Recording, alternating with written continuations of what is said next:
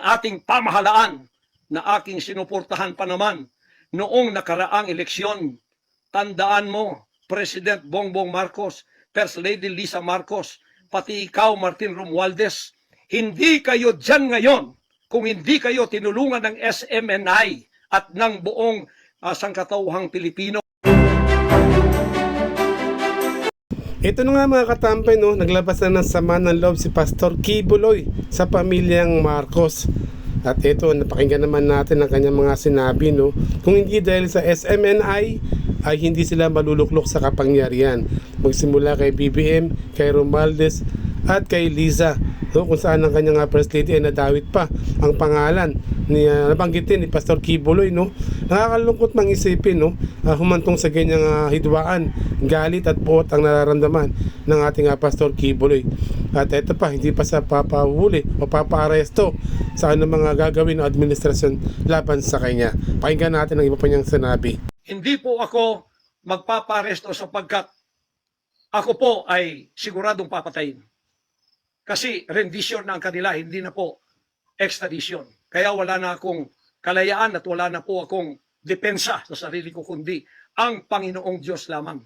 Kung paano itinago ng Diyos si Elijah sa evil woman na si Jezebel, nang nagpakain sa kanya ay mga ibon na lang. Ganon din ang gagawin ng Diyos sa akin. Hindi ako ibibigay sa kamay ng masasama pag ganito ang pamamahala. It's an evil and righteous administration. I am telling you that. Saya, bantayan natin to mga kababayan ko. Eto, napakinggan natin, no, ang sinabi ni Pastor Kibuloy.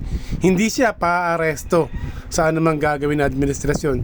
So mga kababayan, Pagkatapos kay Gloria Macapagal, pagkatapos kay Erap, pagkatapos kay Ramos, pagkatapos si Aquino, Noynoy, pagkatapos ang ating Pangulong Duterte. Wala po kaming nadaanan ganito na ginigipit kami sa aming sariling bansa ng mga dayuhan. Nakasabwat ang ating pamahalaan na aking sinuportahan pa naman noong nakaraang eleksyon. Tandaan mo, President Bongbong Marcos, First Lady Lisa Marcos, pati ikaw, Martin Romualdez, hindi kayo dyan ngayon kung hindi kayo tinulungan ng SMNI at ng buong sangkatauhang Pilipino. Naniwala sila sa amin sapagkat ang SMNI lamang ang may credibility noong panahong yun hanggang ngayon. Ngayon, anong ginawa ninyo? Pinaggagawan ninyo kami ng kasalanan, ililagay ninyo kami sa kahihiyan, pagkatapos ibinilanggupan ninyo ang dalawa naming mamamahayag, pagkatapos inaapin ninyo kami ng ganito-ganito lang. Ang aming pong tolerance, it has come to the rim. Our tolerance has been to the roofs already. Alam ninyo, hindi na po biro itong nangyayari sa bansang ito. Kung pababayaan po natin ang ganitong mangyayari ng mga dayuhang tulad ng Amerikano, CIA, FBI, State Department, US Embassy, gigipitin tayo with the connivance of our own President and First Lady and other members of the Congress. Kung pababayaan natin ito, nangyayari sa isang Pilipinong tulad ko na gumagawa ng kabutihan, trying our very best. yan nga, no, laki ng galit at tampo o sama ng loob ni Pastor Kibuloy sa administrasyon, no. Pati nga naman ang mga dayuhan ay nakikialam na rin kapag papatakbo daw ng ating pamahalaan. Nandiyan na kung ano-ano yung kanyang mga sinabi, no, na kung nagtutulong-tulong mamamahayag na SMNI ay mabuti nga naman daw ang ginagawa. Ba't sila nadadamay sa kanyang mga hidwaan at galit, no?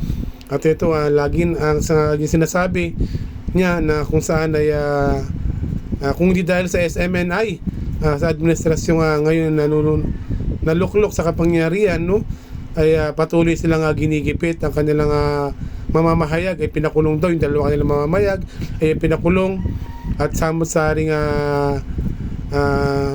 kaso o samot-saring marami samot-saring kung ano man ang kanilang binabato sa kanila sa SMNI at saka kay Pastor Kibuloy, no. Marami pang pwedeng ibato sa kanya. Kaya sa kagustuhan ni Pastor Kibuloy na maglingkod sa mamamayan, nawala na kanyang kumpiyansa, no. May takot na siya kung sakali man daw na siya arestuin ng administrasyon pamahalaan o ng kapulisan, siya nalulungkot na baka raw sa isang araw baka siya patayin na, no? Manahimik na ang isang Pastor Kibuloy, no? Mawawala sa larangan ng pagsasalita at pag-broadcast o mawawala sa pagsusiwalat ng katotohanan, no? Yun ang kanyang sinasabi ayon sa ating mga katambay, no? Kaya nakakalungkot na ating mga katambay na sabi nga niya, subaybayan o bantayan. Ano ba ang dapat natin bantayan sa mga susunod na mga araw, no? Nawa, wag naman sana humantong sa hindi maganda, no? Nawa, pag-usapan nila na maayos nang sa ganun ay maging matahimik uli ang ating bansang Pilipinas laban sa ano man sinasabi ni Pastor Kibuloy, no? Nawa ay humupa ang galit at inis ng isang Pastor Kibuloy. Yan mga katambay, kina po siyang bahalang umusga sa ano maging kalalabasan ng galit at inis ni Pastor Kibuloy sa ating administrasyon. Muli ang inyong Katambay TV ay patuloy na mag-update. Makikinig tayo, no, sa ano mga hidwaan nila. God bless po sa inyo lahat dyan.